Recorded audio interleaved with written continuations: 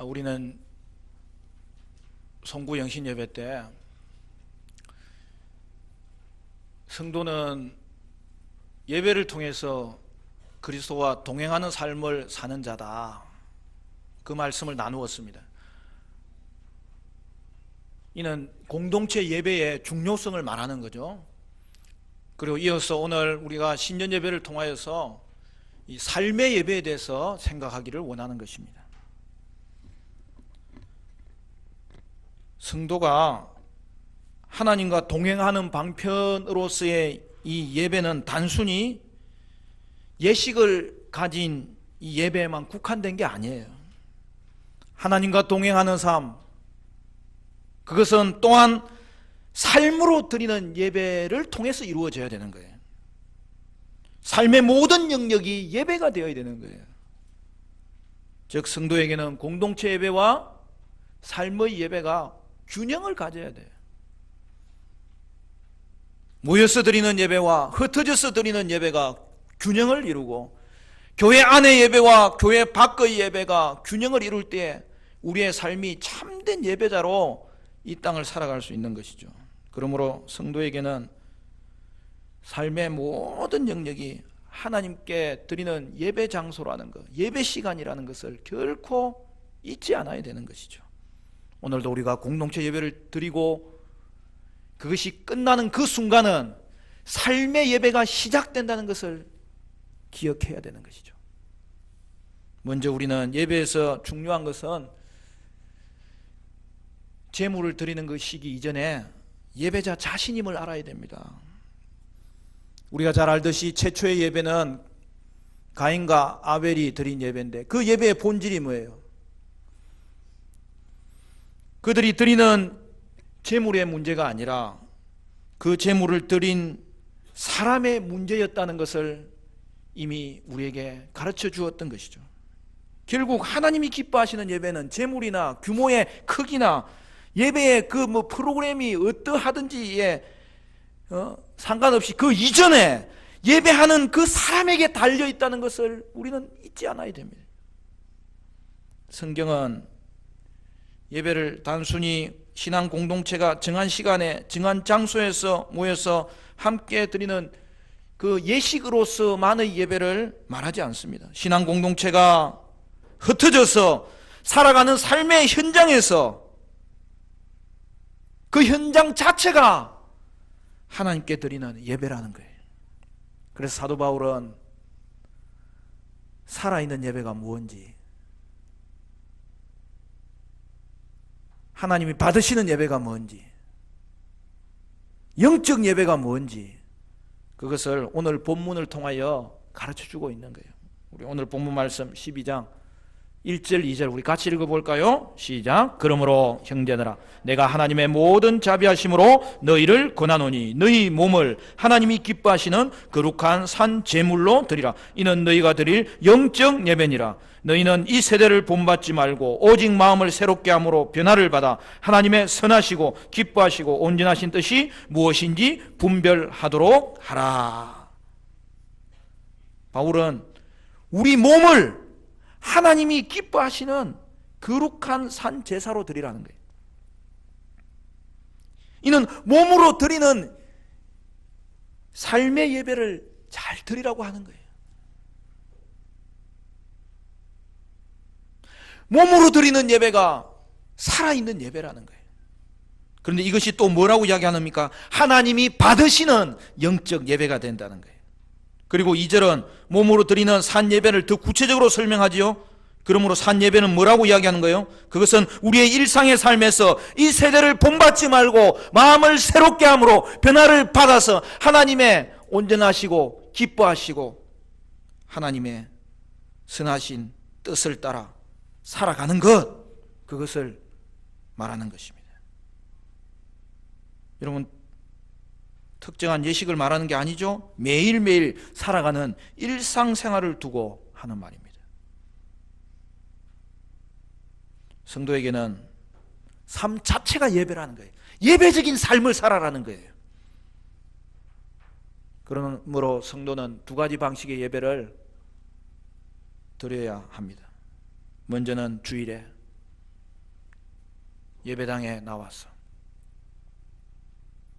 예배의 가장 기본적인 요소를 통해서 예배드릴 때에 찬양과 기도와 말씀이 있고, 그곳에 봉헌이 있고, 그것에 축복이 있고, 그것에 축제 같은 그 교제가 있는 그 요소를 통하여서 하나님께 예배를 드리라는 것이고, 더 나아가서는 예배당 밖에서 삶의 현장에서 삶으로 예배를 드리라는 것입니다. 여러분, 교회 밖은 교회 안과 상관없는 다른 세상이 아닙니다. 그곳의 주인도 하나님이시오. 그곳에서 성도에게는 예배의 현장이 됨을 알고 예배해야 된다는 것이죠. 성도는 자신이 신자라는 명찰을 달고 있지 않아도, 대문에 명패를, 교회 명패를 붙이고 있지 않더라도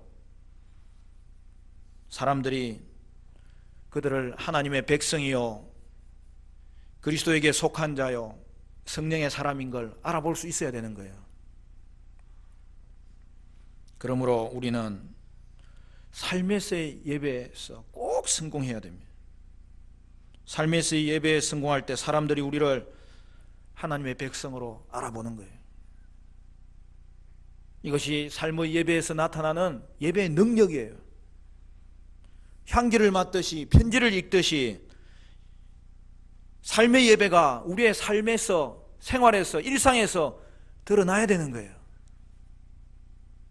세상 사람들에게 신자와 불신자가 무엇이 다른지 모르겠다고 비난과 탄식을 들어서는 결코 안 되는 것입니다.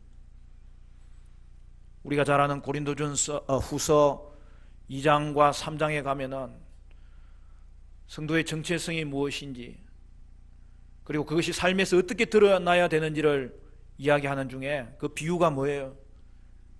그리스도인은 그리스도의 향기다. 그리스도인은 그리스도의 편지라는 거예요. 고린도후서 2장 14절부터 16절은 이렇게 되어 있습니다. 항상 우리를 그리스도 안에서 이기게 하시고 우리로 말미암아 각처에서 그리스도를 아는 냄새를 나타내시는 하나님께 감사하노라. 우리는 구원 얻는 자들에게나 망하는 자들에게나 하나님 앞에서 그리스도의 향기니, 이 사람에게는 사망으로 쫓아 사망에 이르는 냄새요, 저 사람에게는 생명으로 쫓아 생명에 이르는 냄새라. 누가 이것을 감당하리요? 그리고 로마서 후서 3장으로 넘어가면 2절 3절에 너희가 우리의 편지라, 우리의 마음에 썼고 무사람이 알고 읽는 바라. 너희는 우리로 말미암아 나타난 그리스도의 편지니, 이는 먹으로 쓴 것이 아니요 오직 살아계신 하나님의 영으로 한 것이며, 또 돌비에 쓴 것이 아니요 오직 육의 신비에 한 것이라. 물론 조급한 마음을 가질 필요는 없어요. 그러나 그리스도인은 이 땅 가운데 존재할 때 그 성도의 모습이, 하나님 자녀다운 모습이 자연스럽게 드러나는 거예요. 삶으로 드리는 예배는 단순히 생활 현장에서 수시로 시간을 내서 예배 시간을 가지는 걸 말하는 게 아니에요. 삶의 현장에서 취하는 우리의 모든 행동에서 하나님께 드리는 예배 행위라는 그 원리와 자세가 나타나야 된다는 거죠. 그것을 바울은 그리스도로 옷 입는 것이다, 그렇게 표현했어요. 로마서 13장 12절에서 14절은 이렇게 말합니다. 밤이 깊고 낮이 가까웠으니 그러므로 우리가 어두움의 일을 벗고 빛의 갑옷을 입자. 낮에와 같이 단정히 행하고 방탕과 술 취하지 말며 음란과 호색하지 말며 쟁투와 시기하지 말고 오직 주 예수 그리스도로 옷 입고 정욕을 위하여 육신의 일을 도모하지 말라. 그러므로 그리스도인은 삶의 현장에서 그리스도로 옷 입고 하나님의 영광을 위해서 사는 존재죠. 삶의 예배는 두 영역에서 나타나야 됩니다. 첫째는 하나님을 향해서 바른 삶이 나타나야 되고, 또한 다른 사람을 향해서 바른 삶이 나타나야죠. 하나님을 향하여는 세상에 물들지 않는 것입니다. 거룩함을 지켜서 하나님과 바른 관계를 맺는 것입니다. 또한 세상을 향하여는 하나님의 사랑의 원리를 따라서 사랑을 베풀며 사는 것이죠. 이것을 야고보 사도는 하나님 아버지의 자녀로서의 참된 경건이라고 말했어요. 야고보서 1장 27절에 이렇게 기록되어 있습니다. 하나님 아버지 앞에서 정결하고 더러움이 없는 경건은 곧 고아와 과부를 그 환난 중에 돌아보고 또 자기를 지켜 새 속에 물들지 아니하는 이것이니라. 어떤 사람은 공평하게 하려면 모든 사람에게 공평해야지, 약한 사람만 도와주는 것이 맞지 않다, 그렇게 말하는데 그렇지 않습니다. 그것은 세상적인 가치관이에요. 여러분, 참된 경건은 약한 자를 도와주는 거예요. 억울한 자를 풀어주는 거예요. 낙심한 자를 일으켜주는 거예요. 그게 교회가 하는 일이에요. 성도가 하는 일이에요. 약한 자를 돕는 것이 공평이고 그것이 정의예요. 그것이 사랑이에요. 그리고 새 속에 물들지 않는 것입니다. 하나님과의 바른 관계를 말합니다. 그리하여 고아와 과부를 돌보는 것은 다른 사람과의 관계로 확장되는 것이죠. 예수님은 성도의 삶의 이 두 가지 영역을 가장 큰 두 가지 계명으로 우리에게 요약하고 계시해 주셨지 않습니까? 마태복음 22장 37절에서 40절 말씀에 예수께서 가라사대 내 마음을 다하고 목숨을 다하고 뜻을 다하여 주 너의 하나님을 사랑하라 하셨으니 이것이 크고 첫째 되는 계명이요 둘째는 그와 같으니 내 이웃을 내 몸과 같이 사랑하라 하셨으니 이 두 계명이 온 율법과 선지자의 강령이니라. 그런데 마음을 다하고 목숨을 다하고 뜻을 다하고 힘을 다하여 하나님을 사랑하려고 할 때에 가장 먼저 나타나는 필연적인 현상이 뭔 줄 아세요? 그것은 주일에 예식으로 드리는 이 예배에 먼저 힘과 정성을 쏟게 되는 거예요. 주일에 드리는 공동체 예배를 소홀히 한다면 하나님 사랑하는 것은 불가능한 거예요. 주일 예배는 삶으로 드리는 예배의 성패를 좌우하는 것입니다. 주일 예배를 통하여 삶으로 드리는 예배에서 이길 수 있는 힘과 지혜와 능력을 얻게 되는 거죠. 그리고 똑같이 삶으로 드리는 예배의 성패가 예식으로 드리는 예배의 성패도 좌우하는 거예요. 삶으로 드리는 예배에서 우리는 주일 예배로 돌아갈 근거를 얻고 이유를 얻게 되는 거죠. 앞에도 말했지만 교회에서의 예배가 끝나면 삶의 예배가 시작되는 것을 우리는 알아야 됩니다. 그리고 삶의 예배의 결과를 가지고 또 하나님 앞에, 연약하면 하나님 앞에 하소연하고 우리가 하나님 앞에서 은혜 받았던 것은 하나님께 감사하면서 예배드리러 다시 모이는 거죠. 죄송한 말씀이지만 어떤 사람은 주일날 교회 오면 늘 회개만 하는 걸 볼 수 있어요.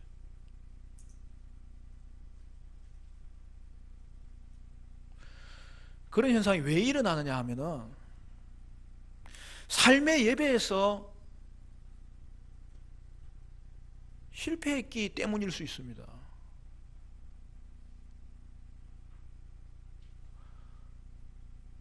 여러분, 삶의 예배에서 반복하여 실패하기 때문에 또 공동체 예배에 나와서 반복하여 회개하는 것이라면 문제가 많은 거예요. 삶이 예배가 되면 그 예배에서 실패한 부분도 있지만 승리한 부분이 반드시 일어나게 되는 거예요. 그래서 우리는 주님 앞에 나올 때 늘 주님을 의지하지만 이미 주신 은혜, 이미 주신 승리, 이미 주신 하나님의 손길의 경험을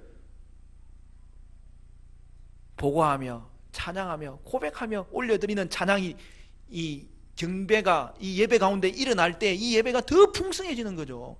이 두 개가 연결되어 있는 거죠. 그러므로 사랑하는 성도 여러분, 저와 여러분은 주일 예배의 은혜를 간직하고 세상으로 나아가서 신앙 고백적인 삶을 사시기를 바라고, 또한 일상에서의 은혜를 경험하고 그것을 다시 교회에 가지고 나와서 신앙 간증적인 예배를 드릴 수 있기를 주님의 이름으로 축원합니다. 그러므로 공동체 예배와 삶의 예배가 하나의 예배예요. 그런데 오늘 우리에게 부족한 것은 공동체 예배가 삶의 예배로 이어지지 않는다는 데 있는 거죠. 교회 안에서 드리는 예배가 잘못되면 삶의 예배 능력을 상실하게 되겠죠. 그러니까 먼저는 주일 예배에 성공을 하셔야 되는 거예요. 여러분, 주일 예배에 실패하면 반드시 주중 예배는 넘어지게 되어 있습니다. 반드시 실패합니다. 주일 하루 예배를 실패하면 나머지 6 예배가 무너지게 되어 있어요. 따라서 여러분은 공적 예배를 잘 들으셔야 돼요. 주일에 공동체 예배, 가정에서는 공적 예배가 가정 예배, 우리가 흩어진 가정교회 모임을 가지잖아요. 가정교회 모임에서의 이 예배, 여러분, 이 공적 예배가 살아있도록 온 힘을 기울여야 되는 거죠. 이것은 우리가 넘어지고 일어서는 너무나 중대한 문제죠. 그리고 삶의 현장에 드리는 예배 생활로 그것이 이어져야 되는 거죠. 삶의 현장에서 드리는 예배가 잘못되면 결국에는 예식으로 드리는 예배도 잘못되게 되어 있는 거예요. 여러분, 삶으로 드리는 예배가 하나님이 받으실 수 없는 삶인데 그가 드리는 공적 예배를 하나님이 받으시겠냐는 거예요. 그 회개를 하나님이 인정하시겠냐는 거예요. 기도를 하면 기도하는 사람이 변화되어야 되고, 기도를 하고 변화되면 그의 삶이 변화가 되어야 되는 거 아닙니까? 이사야 선지자가 통탄해서 하는 말이 무엇입니까? 그러한 예배를 가정한 예배라고 한 거 아닙니까? 이사야 1장 11절부터 13절까지 이렇게 말합니다. 여호와께서 말씀하시되 너희의 무수한 재물이 내게 무엇이 유익하뇨? 나는 수양의 번제와 살찐 짐승의 기름에 배불렀고 나는 수송아지나 어린 양이나 수염소의 피를 기뻐하지 아니하노라. 너희가 내 앞에 보이러 오니 그것을 누가 너희에게 요구하였느뇨? 내 마당만 밟을 뿐이니라. 헛된 재물을 다시 가져오지 말라. 분향은 나의 가정이 여기는 바요. 월삭과 안식일과 대회로 모이는 것도 그러하니 대회와 아울러 악을 행하는 것을 내가 견디지 못하겠노라. 그래서 오늘 우리에게는 참된 예배자가 되기 위해서 성령의 충만이 필요해요. 성령 충만은 성령님 의지하는 거예요. 성령의 지배를 받는 삶을 말하는 거예요. 여러분은 성령 충만한 예배자와 복을 사모하시기를 바랍니다. 예수님은 자신의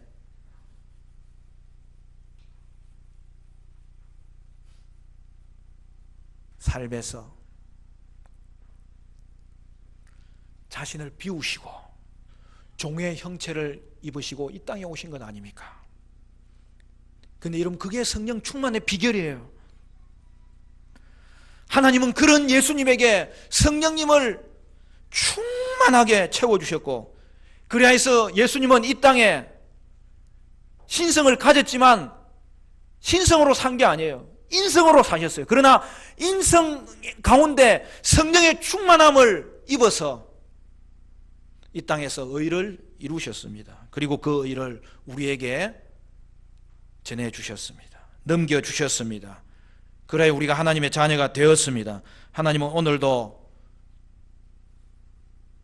성령님 의지하는 마음, 빈 마음으로 하나님께 나아가는 자에게는 성령 충만을 주십니다.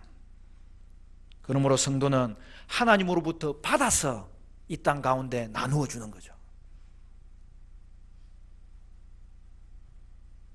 에베소서 5장 18절 19절 말씀에 술 취하지 말라 이는 방탕한 것이니 오직 성령의 충만을 받으라. 시와 찬미와 신령한 노래로 서로 화답하며 너희의 마음으로 주께 노래하며 찬송하며 범사에 우리 주 예수 그리스도의 이름으로 항상 아버지 하나님께 감사하며 그리스도를 경외함으로 피차 복종하라. 여러분, 그리스도를 경외함으로 피차 복종하는 게 뭐예요?